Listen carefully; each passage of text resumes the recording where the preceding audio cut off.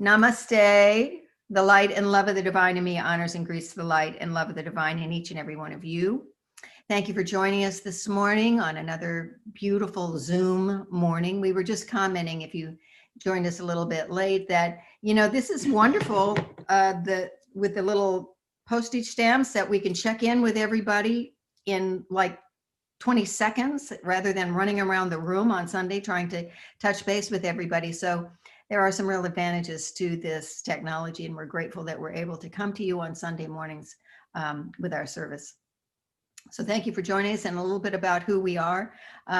Maybe you get tired of hearing this because you say, well, I already know who you are and I know what this is all about. But our goal is to just keep you constantly aware of what it is that we're about, because we need these reminders. We need to remember what this teaching is all about. And, nobody needs the reminder more than me.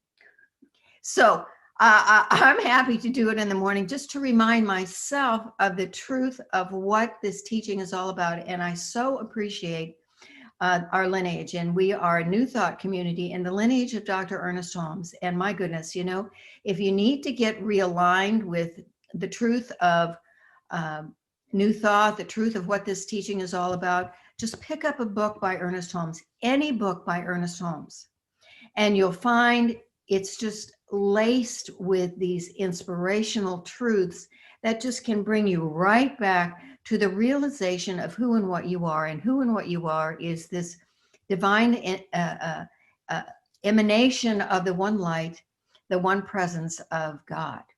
And it is in us, as us. It is all things all the time. It is the universe itself in action. It is light. It is love. It is everything. And we dwell within that, never separate, always a part of this infinite wholeness. And so when we start feeling like, oh, this is happening to me and everybody else is doing this, and here I am and I'm all by myself or whatever, it's the opportunity to remember, no, never. I am always part of that infinite wholeness. I'm always part of the divine. I'm always part of God. And I can always return to that just by taking my next breath and remembering that truth.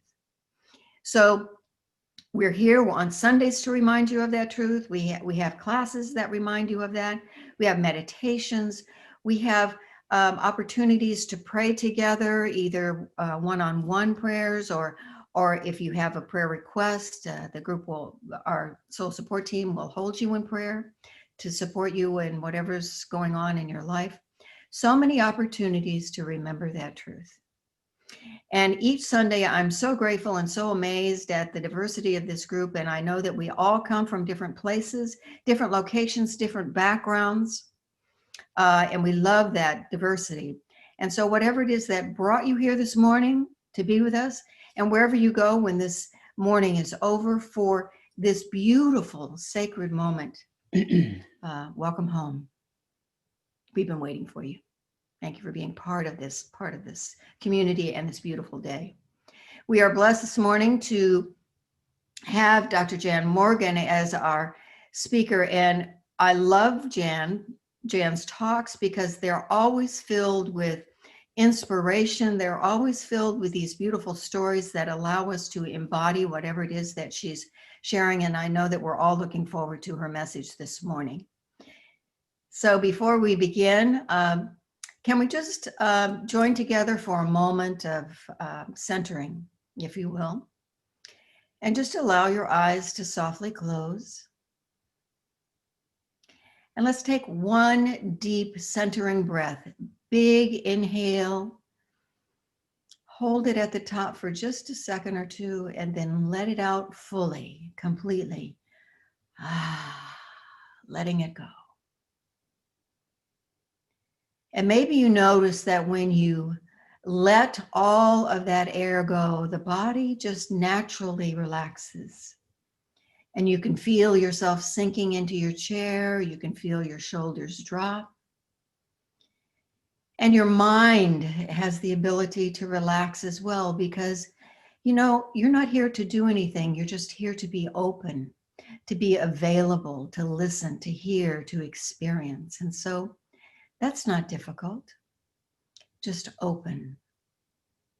And an open heart that says yes to love, yes to God on this beautiful, beautiful Sunday morning. And so I recognize that presence of the divine. I recognize that presence so clearly right here and now as light and as love, as joy, as peace, as goodness, as all things, always present in, as, and around us forever. Before we were and after we're gone, it simply is. And we are part of that. We too are infinite and eternal beings, spiritual beings. And so this morning, we remember that truth as we look into the eyes of one another through this remarkable technology, as we open our ears and we hear the beautiful message that Jan imparts to us, as we share and lift our hearts with the music that comes shining through the musicians this morning. And in the faces of each and every person here, there is a light, there is a shining joy that we can see through this technology. We can see it and we can feel it. And it feels so wonderful. And so we just open and we allow all the goodness of this morning to just come at us, to just come to us, to just open and say yes to this day, for it is good and very good. I give thanks for this and I let it be so. And so it is. And so it is. Namaste. Namaste. 1, 2, 3, 4.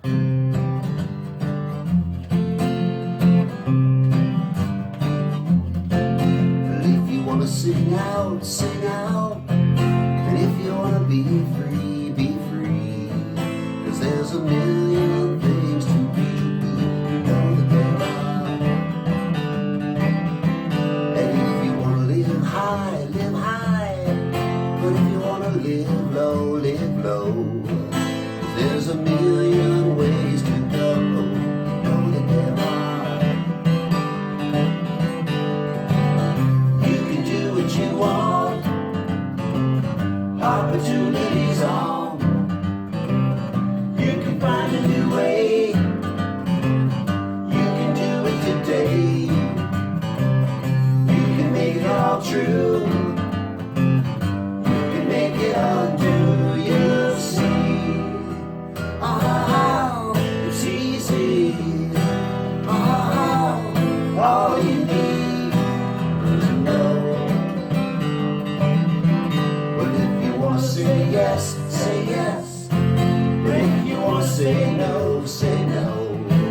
'Cause there's a million ways to go. You know that there are. And if you want to be me, be me. But if you want to be you, be you. There's a million ways to do. You know that there are.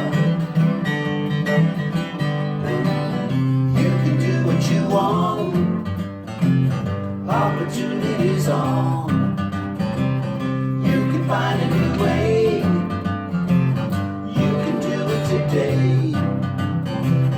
You can make it all true. You can make it undo. You'll see. Oh, it's easy. Oh, all you need is to know. Well, if you want to sing out, sing out. Sing out. And if you want to be free, be free. 'Cause there's a million things to be. You know that there are. You know that there are. You know that there are. You know that there are. You know that there are. You know there are. Good morning, everyone. This has been an eventful 30 minutes. But how can I speak on joy? And I am speaking on being centered in joy today. How can I speak on joy without expressing how much joy it brings me to watch Soul Shine, to watch Jimmy when they are sharing with us a song from the heart, and just see the joy in their faces. You know, the joy is through every part of it. And it just warms my heart. You know, singing has brought me great joy ever since I was a tiny child. I'm very grateful for the opportunities I've had to express myself through music. Although right now we're sheltering from rehearsals, I am a member and the announcer of the Kindred Spirits Chorus, and normally we would be preparing our Christmas program right now, but that's just in our hearts. And I'm really incredibly grateful that despite all the changes that maturity brings, it hasn't seemed to diminish my ability to sing. Because music is in the now. There's no past, no future when you're singing. Energy, emotion, focus, it's all right now. And that's the thing about joy. It's right now in your face. It can steal up quietly and surprise you, or it can come in a rush of emotion. Sometimes tears and laughter. I remember the first time I held my first great-grandchild. I looked down at that perfect, beautiful child in my arms, but just the most amazing feeling, such joy, such gratitude. I don't know how to separate those two emotions. Do you? Joy and gratitude hand in hand. I'm not sure they can be separated. Take a moment now and think about an experience of joy when your heart was full and you felt like you could almost burst with joy. Or maybe when a wave of gratitude washed over you and the joy was there and you took a deep breath and you relaxed into it. Was it the same for you as it is for me? Joy and gratitude holding hands as they envelop you. I can't really separate the two. They seem to be a team. 3 years ago, I met author Pam Grout at the Anton Conference at Unity Village. And she had just released her book titled Thank and Grow Rich. Now, I have been in science of mind many years, and I have read many books. But other than the books of Wayne Dyer, whose writing changed my life, this book has been very important to me. The experience of being with her in person was very empowering, and I really did take her words to heart. I really did embody so much of her philosophy. So sometimes, as I'm speaking on joy and love and gratitude, I'm not sure where Pam's words leave off and mine begin. So right at the beginning now, I'm going to thank her for her gift and a contribution to me, and I'm going to give her credit for this talk. And now I can go ahead and just say what I have to say. The book isn't about making us wealthy or growing our 401k. It's about the other kind of wealth, the spiritual riches. Although not surprisingly, many of the people who live a life of service, pouring out loving kindness and bringing joy to the world, actually become extremely wealthy and successful. Most of us were trained in life to believe that life will be fun someday if you work hard, on the weekends, and when you retire. We were taught to be careful, to curb our enthusiasm, to use our quiet voices. For heaven's sake, don't slurp your soup or talk to strangers or indulge in unbridled, joyful behavior. We were told that most of life isn't fun, but that's okay, because there'll be enough time for fun in the future to make up for it. We were taught that if we worked hard, slogged away at our degree or other projects, we would sometimes earn the fun times. Nobody told us if we followed our joy, we could accomplish great things. No one mentioned that life should be enjoyed right now, all the time. I have to tell you the story about a man by the name of Ken Behring. Ken grew up in Depression-era Wisconsin. No central heating, no hot water, and he was told that he would be happy if he were rich. So he mowed lawns, he caddied at golf courses, he delivered newspapers, had spunk and drive, and eventually became an uber successful real estate developer. And at the age of 27, he was a millionaire. He got all the stuff he wanted, the big house, the boat, the fancy car. But that didn't bring him happiness. So he got a bigger house and a bigger yacht and a fancier car. But that didn't bring happiness either. Maybe he was going for the wrong stuff. So he tried different stuff, like buying the Seattle Seahawks. He eventually sold that professional football team and started hunting in Africa, flying over there in his private jet. And on his trips, he would take supplies, books and medicines to the local guides and to their families. And for one trip, LDS Philanthropies asked him if he'd be willing to detour to drop off supplies to war refugees in Kosovo. So loaded with 15 tons of canned meat, he added 6 wheelchairs. Excuse me. In Romania, he passed out the wheelchairs himself. And he was grabbed by a young refugee who had lost his legs to a landmine. Excuse me. And the boy refused to let go of Behring's legs. And he said, "Don't go now.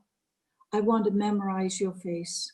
So when we meet in heaven, I can thank you one more time."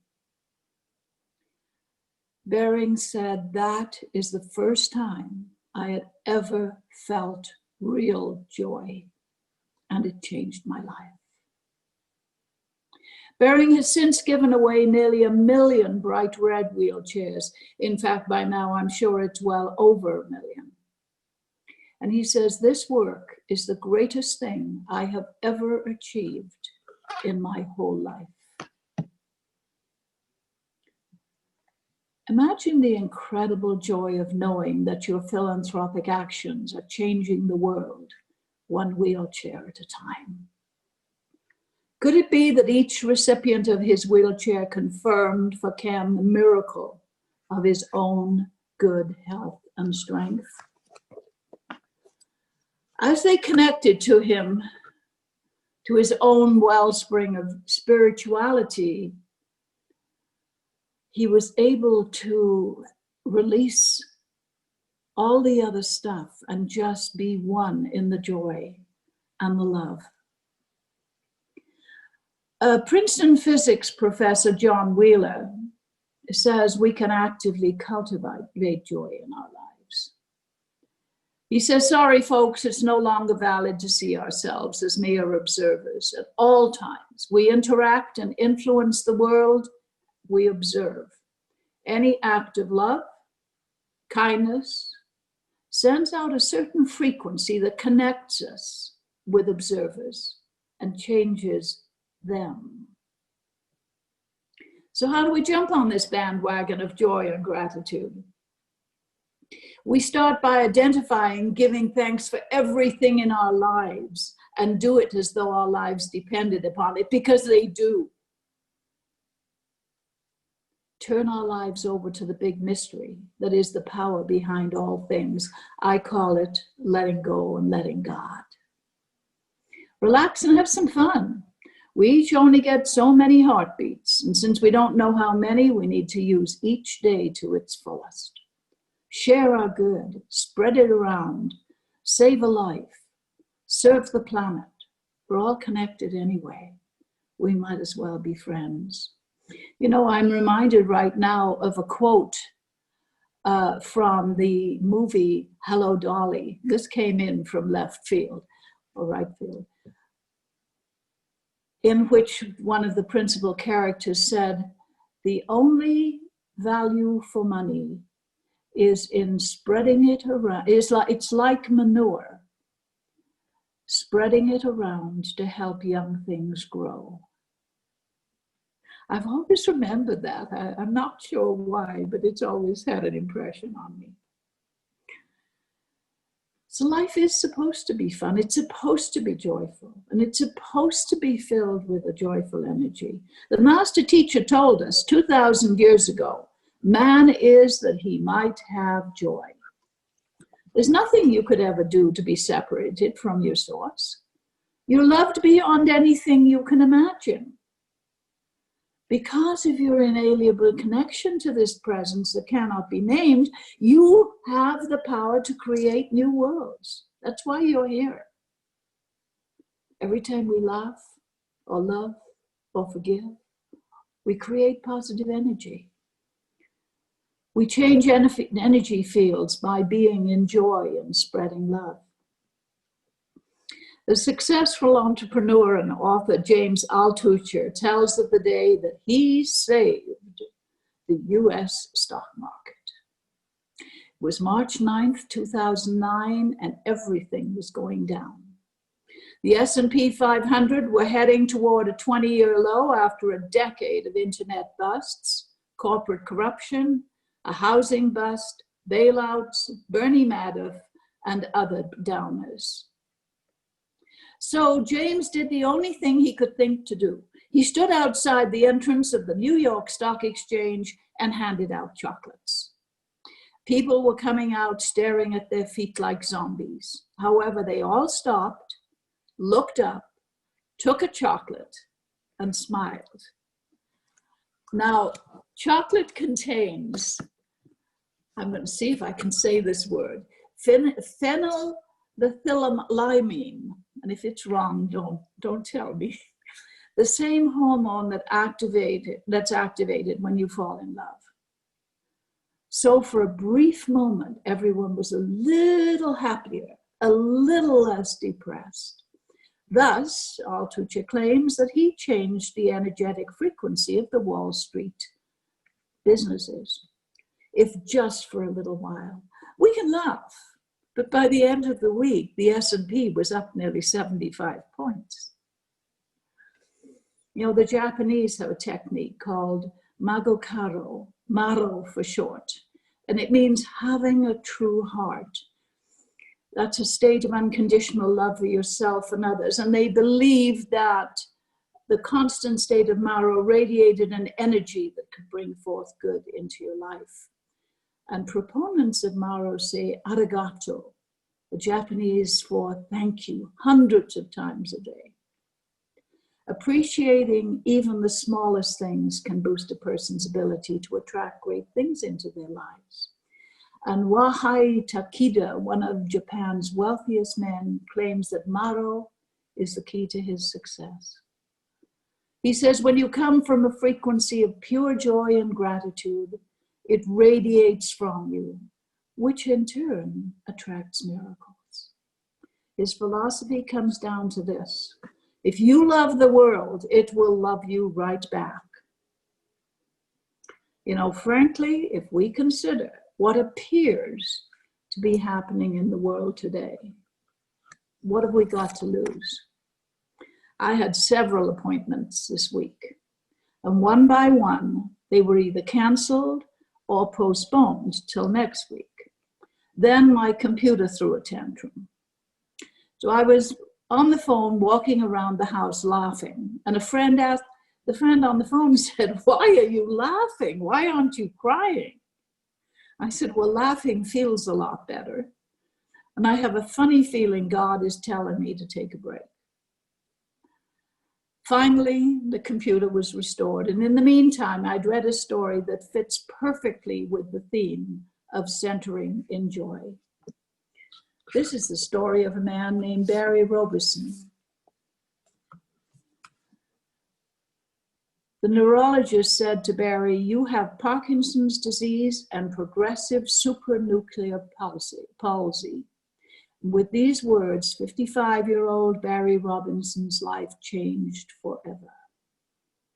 After describing what he could expect and experience, the neurologist said, "I'm sorry, but you've got about 4 to 7 years to live." His father had died 5 years before of ALS, and Barry could foresee the same fate for him. At home, he drove the golf cart he'd bought for his grandchildren to play on the property, and he took it to the top of the hill behind the house. And aloud, he said, "What am I supposed to do, God? I'm not that old. I can't work anymore. I can't drive. I'm going to die as my dad did. How do I handle this?" And out of the blue, a voice said, "Build dollhouses." Now, he'd spent 33 years working for the telephone company. He'd worked his way up to a senior management. He knew how to run an office. He knew how to manage people, and he knew how to fix things. But dollhouses, not so much. "You've got to be kidding me." And he turned the cart around to drive back down the hill, and he stopped and turned back and said, "Maybe I misunderstood God. I'm asking for some direction here. Please help me." And the voice said, "Build dollhouses." He had an appointment with a neurologist the next day, and so he said to her, "I'm thinking of building dollhouses."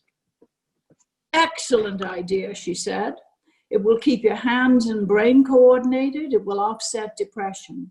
Get yourself a kit on the way home and start today." Well, he didn't have much enthusiasm, but he built the dollhouse, and he called his wife in to see his progress. And she said, "You're enjoying this?" And he said, "I got no idea why I'm doing this." She said, "Barry, you're not doing this for yourself. Build it for someone. Why don't you give it to Kate?" Well, Kate was a little girl at their church who had just been diagnosed with cancer. Well, that was a great idea. Maybe he would bring a light to her eyes. So he painted the dollhouse, and he painted Kate's name on the mailbox out front. And when his wife drove him to deliver it, Kate's eyes lit up, and she said, "You made this for me? I get to keep it? I love it." And Barry was hooked. When he worked on dollhouses, his hands were steady and his brain was clear. He has since made 130 buildings in 7 years, long outliving his prognosis. And people seek him out. He never charges, even though some of the houses cost over $100. He just gives it all away. He's made houses, gas stations, workshops, baseball fields. And he never could have guessed that he was more fulfilled making dollhouses than punching a 9 to 5 clock for 33 years. So, as we,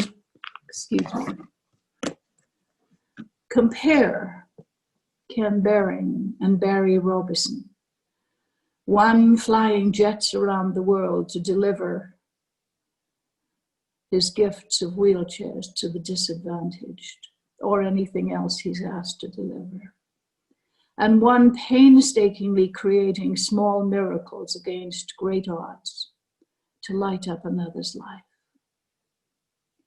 Yet both bringing joy and changing the planet one person at a time.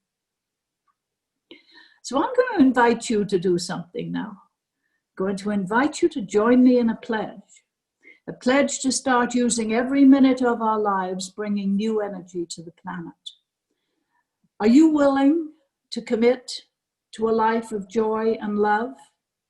If you are, raise your right hand and repeat after me. I hereby acknowledge that I am here on planet Earth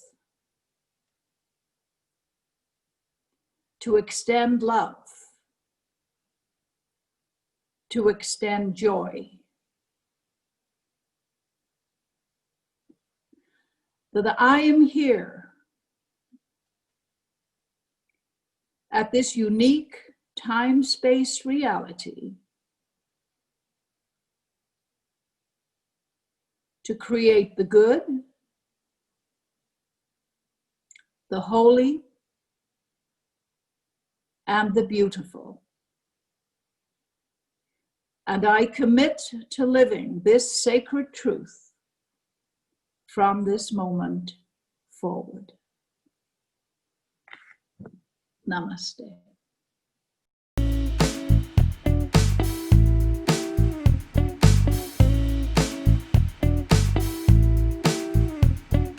Every new sensation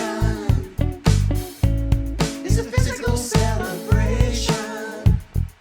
Peaceful meditation is a silent celebration.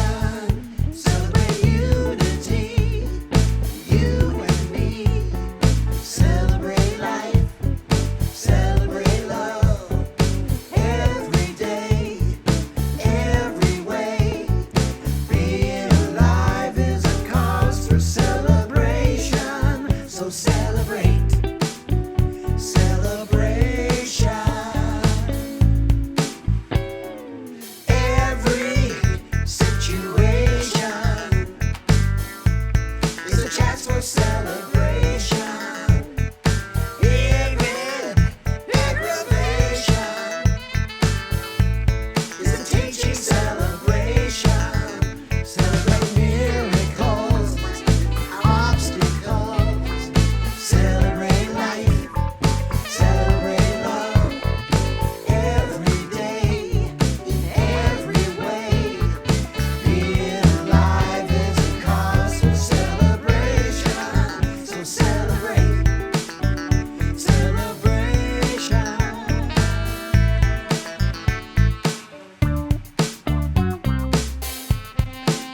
Shake it down. Oh, yeah.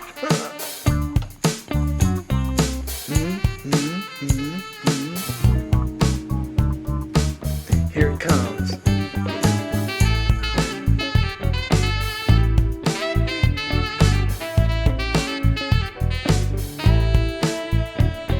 Singing in congregation is a vocal celebration. Using imagination is a mental celebration.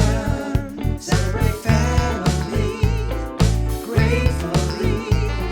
Celebrate life, celebrate love. Every day, every way. Being alive is a cause for celebration. So celebrate, celebration. Life's a celebration. So celebrate. Life's a celebration. So celebrate. Life's a celebration, so celebrate.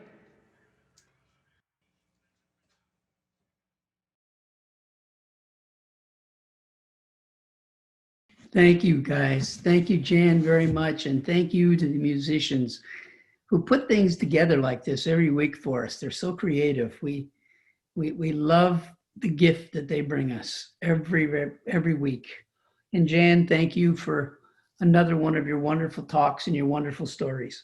A reminder that Awakening Ways is only here, whether it's Zoom or in person, because of your donations. And so whatever you can do to help Awakening Ways as we go through this time, we appreciate. You can make donations currently by sending checks to our office at 7350 El Camino, Suite 101, or by going to our website, click on the Awakening Ways bar on the menu bar, and then go to the bottom of the page, and you'll find a PayPal button so that you can donate to Awakening Ways. And we so appreciate all your offerings. You know, in spite of everything that's going on, Awakening Ways right now is still in the black because of you, only because of you. A reminder that, as Terry said at the beginning, we believe strongly in prayer. And if you need prayer for anything, anything at all, send us an email to awakeningways@thegrid.org, and make sure you put prayer request in the menu, in the subject line, and we will, all of us, pray for you until you don't need us anymore. Next week, the speaker is going to be me. And after Jan's talk, I have absolutely no idea what I'm going to talk about. Remind them about the last week. Timber. Remind them. Yeah, a reminder that the last week of this month, Timber Hawkeye is going to be back with us. And also, I want to let everyone know that Zoom is changing the way it does things. And so we have a new link. The join in link has changed. And it's been changed already on all the pages and in the emails. So if you just use the most current information available, you'll always be able to log in. But if you're using an old link that you've bookmarked or saved in some other way, starting on the 29th of September, you will no longer be able to use it. So make sure you don't get cut off, because we want you all here back with us every Sunday. So right now, my blessing to you is that you have a wonderful week, that you have a blessed week, centered in joy, centered in all of the good things in life that bring you joy, and spread that joy to others. We are all so blessed. Namaste.